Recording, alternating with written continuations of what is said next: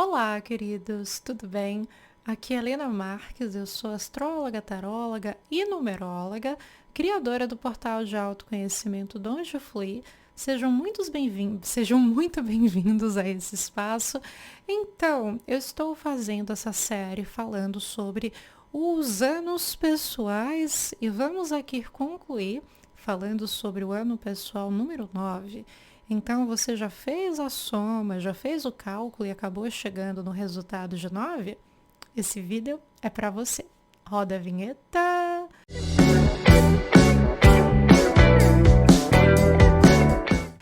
Então, queridos, quando nós estamos falando de um ano pessoal número 9, por exemplo, nesse ano de 2025, estou gravando esse vídeo em 2025, o meu ano pessoal é ano pessoal número 9, já que minha data de nascimento é 14/4. Então, como é que nós somamos?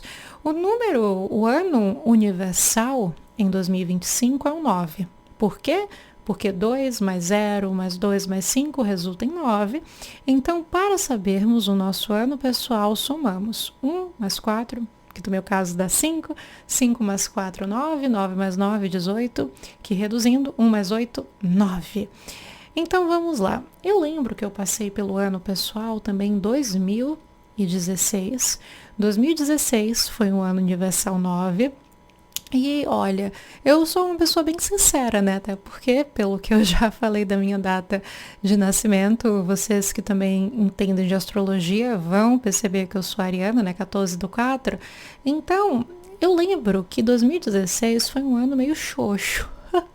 Diga-se de passagem, o 9 na numerologia, fala muito de finais de ciclo, um momento que é muito importante para que consigamos dar pontos finais a algumas histórias ou algumas questões que estavam se expandindo e não conseguíamos, por um motivo ou por outro, conseguir dar um ponto final, passar essa página. Então é um ano bem propício para isso.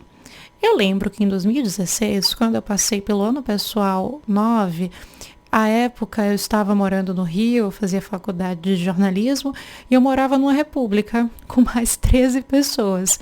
Então, obviamente, não é um cenário ideal para ninguém. Inclusive, não recomendo ninguém a morar nessa situação, mas na época, enfim, era estudante, era o que eu poderia.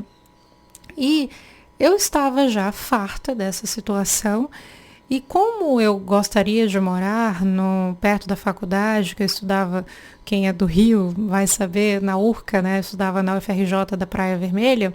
Então a Zona Sul, e as coisas da Zona Sul são muito caras, mas eu conseguia, né? Essa república, eu nem precisava pegar transporte muito perto para a faculdade, mas obviamente ninguém é uma convivência só com a sua mãe, com o seu pai, com o cônjuge, já é difícil. Imagina uma convivência com mais 13 pessoas. Então eu sei que o marco desse ano para mim é que finalmente eu consegui me mudar. Não foi fácil o processo, mas eu consegui, por uma diferença pouca que eu poderia pagar naquele período, fazer isso. E para mim foi um grande marco, porque eu já vivia nessa situação desde 2014. Então, finalmente conseguir isso foi muito significativo. Eu lembro também que, à época, eu sou formada em jornalismo, e na UFRJ o curso é Comunicação Social com habilitação em jornalismo. Então, todos nós que entramos na comunicação, na UFRJ, tinha jornalismo, publicidade e propaganda, rádio, TV e produção editorial. Então, durante os 3 primeiros semestres, todos nós estudamos matérias correlatas à comunicação. Então, eu tinha estudado cinema, comunicação e marketing, enfim, fotografia. Então, seria nesse ano que, de fato, eu iria ter matérias de jornalismo. Então, eu, nesse período, até então, para sobreviver, eu já trabalhava, mas eu queria trabalhar na minha área. Então, marcou também para mim o período assim que eu encerro trabalhos que não dizem respeito à área que eu estava estudando e começo a trabalhar na área, mas não era nem tão na área, porque eu lembro que eu consegui um estágio, mas era inbound marketing. Eu escrevia, mas o que é o inbound marketing? Qualquer empresa, e de certo modo eu faço isso hoje com o que eu trabalho com astrologia, tarô e numerologia, é quando você acaba escrevendo textos relacionados àquela área como uma certa vitrine para que o cliente veja o seu trabalho e se interesse. Então, de certo modo, esse vídeo é um pouco de inbound marketing. Então, eu comecei nisso e que marcou para mim esse período em que eu parava de trabalhar em algo que me ajudava no sustento, mas não era da minha área, e finalmente tinha um emprego na minha área de comunicação, que ainda não era como repórter, que tanto eu queria, e sim, eu já trabalhei como repórter, aqui um breve vídeo meu, entrevistando a eterna e maravilhosa Gal. E o Popline tem a honra de estar com Gal Costa aqui, também na coletiva de Amor de Mãe, porque a Gal, além de ser essa diva maravilhosa da música brasileira, ela tem 3 músicas, né, na trilha sonora, que é Minha Mãe, com também a nossa reverenciada Maria Bethânia, Dê um Rolê, e Sua Estupidez, um clássico de Roberto Carlos. Gal, são 3 músicas, né, de tempos diferentes, porque Sua Estupidez é de 69, Deu um Rolê do seu álbum Vapor Barato, de 71, e Minha Mãe, que foi o reencontro das 2 divas depois de muito tempo. Para você, como é ter essas 3 músicas tão importantes na trilha sonora? Como você percebe isso? Olha, eu fico muito contente de ter essas 3 canções na novela. Primeiro porque a novela tem um tema que é maravilhoso, fala de amor de mãe, e eu sou mãe. Sim. Eu tenho um filho de 14 anos que eu amo desesperadamente. Ele é um filho adotivo, mas é como se eu tivesse parido. Então o amor é tão forte ou maior do que uma mãe que pariu, eu imagino isso. Então, para mim é uma alegria enorme, porque eu realizei esse sonho na vida de ser mãe, e estou participando e cantando na abertura, na festa de comemoração da novela. Também é uma alegria enorme. Eu estou muito feliz, muito contente. E sou noveleira e vou seguir a novela. Com 3 músicas, então. E esse foi esse fim de ciclo, que eu paro de trabalhar. Eu lembro que a época eu trabalhava como vendedora ai, gente, agora eu esqueci o nome do shopping, porque já faz tanto tempo que eu não moro no Rio. No shopping que é perto da Praia Vermelha. Rio Sul, lembrei. Que eu trabalhava como vendedora na Aquamar, do Rio Sul. E aí, como eu já estava, de fato, no 4º semestre, na minha habilitação, marcou também esse fim de ciclo. Porém, se lembram do que eu falei no início do vídeo, que eu não poderia negar que foi um ano meio xoxo? Eu queria promover outras mudanças na minha vida, nesse próprio estágio que para mim realmente marcou um fim de ciclo da Helena, que trabalhava com outras coisas que não era a comunicação. Mas eu queria movimento, eu queria melhores oportunidades. Embora também foi o ano das Olimpíadas no Rio, e eu lembro que eu fiz um freela, né, como tradutora nas Olimpíadas, porque eu também sou formada em inglês. Então, aqui uma foto desse período.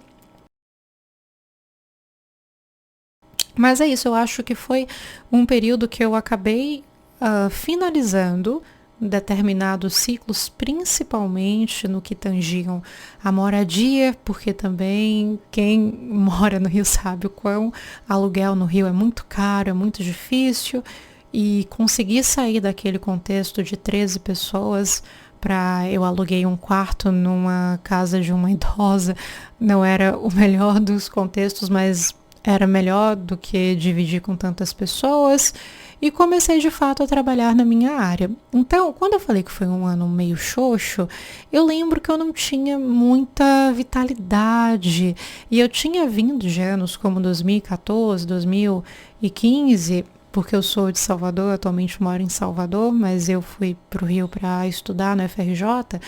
E até por conta de se tratar de algo novo, uma mudança de cidade, era o meu sonho morar no Rio. e estudar na Federal jornalismo, eu estava com muita energia e eu acho que esse foi o primeiro ano que eu me senti mais assim, depois daquelas mudanças mais na minha. Então eu lembro que foi um ano muito reflexivo, lembro de alguns episódios assim que chovia e eu ficava em casa lendo e às vezes eu sentia saudade da minha família e na época o meu então namorado, enfim, que agora é amigo, mas morava em Brasília, então tinha essa coisa da distância. Enfim, eu achava que as coisas estavam muito devagar, que também é um signo desse ano, né? Uma característica desse ano. É um ano que nos leva muito à reflexão. Não à toa no tarô, a carta de número 9 é o eremita que está aqui. E qual é o arquétipo do eremita? O eremita acaba sendo esse arquétipo desse velhinho que ele tá com essa lamparina, lanterna, o que vocês preferirem, como se as luzes significasse uma certa iluminação perante aquilo que faz sentido na vida dele, perante o conhecimento, o autoconhecimento. Então, eu acho que esse arquétipo de velhinho é muito interessante, porque o arquétipo da velhice nos coloca em face a esse tipo de comportamento de não mais sair agindo de um modo tão instintivo e mais promovermos uma autorreflexão, uma estratégia antes de agir, um pensar, caramba, isso está realmente alinhado? Se eu tiver X ou Y ou Z atitudes, eu vou ter X, Y ou Z consequências. Isso faz sentido para mim? E eu lembro claramente nesse 2016, por isso que eu falei que foi um ano xoxo, não teve muitos acontecimentos, essa sensação que as coisas estavam muito demoradas e, embora eu tivesse encontrado o estágio não era exatamente também, como eu falei, ainda não era como repórter, que era o meu grande sonho, mas de fato estávamos vivendo um fim de ciclo. E aí sim, no ano pessoal número 1, transformações mais potentes, eu diria, ocorreram. Então, assim, queridos, eu diria que um ano pessoal 9 é muito como se fosse limpar a casa, fazer com que possamos nos desconectar daquilo que não faz mais sentido, de eliminar talvez coisas que acumulamos, não só as coisas como sentimentos que ainda estão aí, que precisam ser processados, pessoas que nos acompanham e não mais faz sentido estarmos ao redor daquela energia. Então não esperem um ano com tantas novidades, mas um ano que ele é muito bom mesmo para encerramento de ciclos. É como se o universo nos desse um empurrão para que possamos fazer aquilo que estamos procrastinando. Eu acho que uma palavra-chave do ano pessoal número 9 pode ser essa.